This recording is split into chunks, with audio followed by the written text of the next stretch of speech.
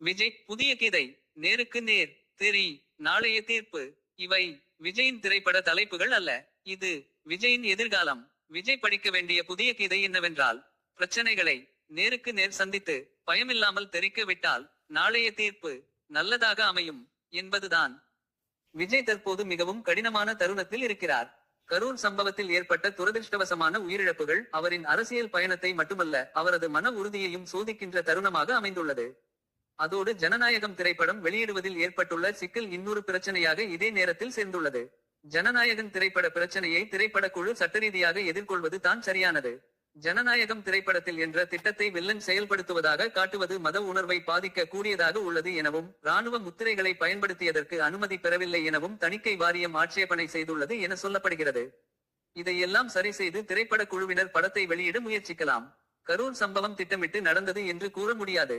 அரசு அல்லது திமுக திட்டமிட்டு செய்ததாக கூறுவது உண்மையை விளக்கும் வாதமாக அல்ல, தப்பிக்க சொல்லும் வாதமாகவே தெரிகிறது.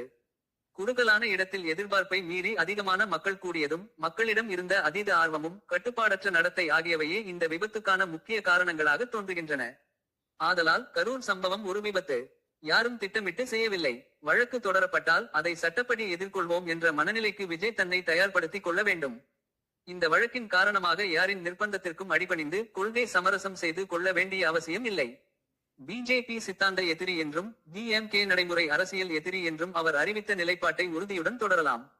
சித்தாந்த எதிரி என்று அறிவித்தது மதச்சார்பின்மை, சமூக நீதி, ஜனநாயகம் ஆகிய மதிப்புகளை மதிக்கும் இலட்சக்கணக்கான தமிழக மக்களுக்கு நம்பிக்கையையும் ஆறுதலையும் அளித்துள்ளது. அந்த நம்பிக்கையை அரசியல் பலமாக மாற்ற அந்த கொள்கையில் தொடர்ச்சியான நிலைத்தன்மை அவசியம். டிஎம்கேவை எதிர்ப்பதற்காக தீய சக்தி போன்ற சிறுபிள்ளைத்தனமான முழக்கங்கள் தேவையில்லை. தமிழக மக்கள் டிஎம்கேவை பலமுறை ஆட்சிக்கு தேர்ந்தெடுத்திருக்கிறார்கள். யார் எப்படி ஆட்சி செய்தார்கள் என்பது அவர்களுக்கு நன்றாக தெரியும்.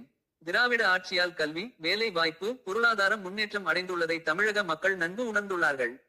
விஜய் டிஎம்கேக்கு எதிராக அரசியல் செய்யட்டும், அவர்களின் செயல்பாடுகளை விமர்சிக்கட்டும். ஆனால் அதைவிட முக்கியமாக டிஎம்கேக்கு மாற்றாக அவர் என்ன செய்ய முடியும் என்பதை தெளிவாக சொல்லட்டும். இளஞ்ச ஊழல், வேலையில்லா திண்டாட்டம், சாதிய ஏற்றத்தாழ்வுகள், மதவெறி போக்கு, மொழி திணிப்பு போன்ற தமிழகத்தின் முக்கிய பிரச்சினைகளுக்கு உறுதியான நடைமுறை தீர்வுகளை முன்வைக்கட்டும்.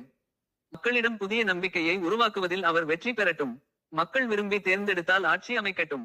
ஆனால் எந்த நிலையிலும் கொள்கை சமரசம் செய்யாமல் நல்ல அரசியல் சூழலை உருவாக்க முயற்சி செய்தால் அதை வரவேற்போம், வாழ்த்துவோம்.